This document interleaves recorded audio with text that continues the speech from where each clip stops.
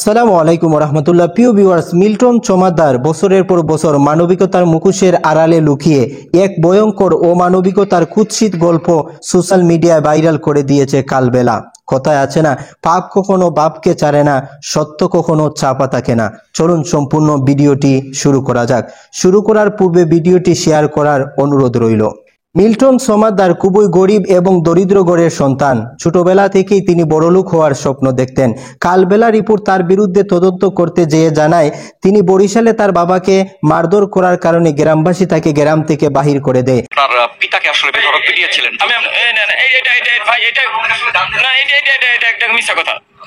এরপর তিনি ঢাকায় চলে আসেন। ঢাকায় এসে তিনি আস্তে আস্তে করে বড় এক বিশাল লাঠিয়াল বাহিনী তৈরি করেন। এই লাঠিয়াল বাহিনী দিয়ে রাস্তাঘাটে, ফুটপাতে নিঃস্ব মা ও শিশুকে এবং বৃদ্ধ বৃদ্ধাদের খোঁজ পেলে সাথে সাথে তার লাঠিয়াল বাহিনী নিয়ে তাদের কাছে বাঘের মতো চাপিয়ে পড়েন, যেমনভাবে বাঘ তার খাবারের জন্য ঝাঁপিয়ে পড়ে। এরপর প্রিয়জনের মতো তাদেরকে তিনি কুলে তুলে নেন। তাই তিনি অল্প দিনে হয়ে ওঠেন মানবতার ফেরিওয়ালা। সেজন্যই তার ফেসবুক ফ্যান ফলোয়ার 16 মিলিয়ন ছাড়িয়ে গেছে। এই ফেসবুক ফ্যান ফলোয়াররা বিভিন্নভাবে তাকে টাকা পয়সা দিয়ে সহযোগিতা করেন। তাই তিনি অল্প দিনেই বানিয়ে ফেলেন child and old age care নামে অভিভাবকহীন, অসুস্থ শিশু এবং বৃদ্ধ বৃদ্ধাদের আশ্রয় কেন্দ্র নামে একটি প্রতিষ্ঠান। শুধু তাই না, এই সমস্ত টাকা পয়সা দিয়ে তিনি 5টি গাড়িও কিনে ফেলেন। এতটুকুই হলে তার জন্য যথেষ্ট ছিল, কিন্তু তিনি এতে থেমে যাননি। আশ্রমের আড়ালে জমি দখল এবং মানুষকে হয়রানির অভিযোগ উঠেছে তার উপর। শুধু তাই না, বরিশালে বাবাকে মারধর এবং চার্জ দখল করার অভিযোগ পাওয়া যায়। এইসব রিপোর্ট কালবেলা জানিয়েছে। এখন আসুন মূল কথায়। মিল্টন চমাদারের আশ্রয় কেন্দ্রের মধ্যে যারা মারা যেত তাদেরকে গোসল করানোর জন্য পাশেই বাইতুস সালাম জামে মসজিদে পাঠানো হতো। যেহেতু মিল্টন চমাদারের এই কাজগুলো ছিল মানবতার, এই জন্য মসজিদ কমিটি এই সুযোগটি তাকে দিয়েছিল।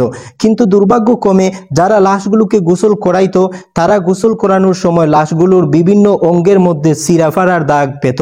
তারা অনেকেই ভাবতে লাগলো হয়তো এই লাশগুলোর শরীর থেকে লিভার, চোখ, কিডনি আগেই সরিয়ে ফেলা হয়। এইসব মিল্টন চমাদার বুঝতে পেরে মসজিদে লাশ পাঠানো বন্ধ করে দিল। আরও জানা যায়, মিল্টন চমাদারের ফেসবুক পেজের মধ্যে এক লোক তার মানসিক রোগী বোনের ছবি দেখে তাকে নেয়ার জন্য আসে, কিন্তু মিল্টন চমাদার তাকে দেয়নি, বরং উল্টো গালিগালাজ করেছে। সর্বশেষে কালবেলা রিপোর্ট তার বিরুদ্ধে তদন্ত শেষে জানায়, তার আশ্রমের মধ্যে যারা মারা যেত তাদের কিডনি, লিভার, চোখ, অঙ্গ প্রত্যঙ্গ বিদেশে পাচার করে হয়ে গিয়েছেন তিনি রাতারাতি কোটিপতি। অঙ্গ প্রত্যঙ্গ আপনি বিক্রয় করেন। 7 কোটি টাকা সম্পত্তি আছে আমার সাভারে, যেটা হলো চাইল্ড অ্যান্ড ওল্ড কেয়ারের নামে। প্রমাণ হলো তার মুখের কথা। সব মিলিয়ে 900টি লাশ দাফনের দাবি জানান মিল্টন। আপনি যে 900 জনের যে দাফন দিয়েছেন, সেখানে আসলে তন্মধ্যে 600 জন মারা গেছেন তার আশ্রমে, আর বাকি 300 জন মারা গেছেন রাস্তার ধারে। রাজধানীর 3টি কবরস্থানে মিলিয়ে তাদেরকে দাফন করার দাবি জানান, কিন্তু খোঁজ নিয়ে দেখা যায় মাত্র 65টি কবর পাওয়া গেছে। তাহলে বাকিগুলা গেল কই?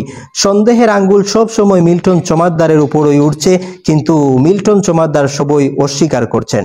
মানবিকতার আড়ালে ভয়ঙ্কর অমানবিকতার কাজ করলো মিল্টন চমাদার, অথচ এই ভিডিওটি এখনো ভাইরাল হয় নাই।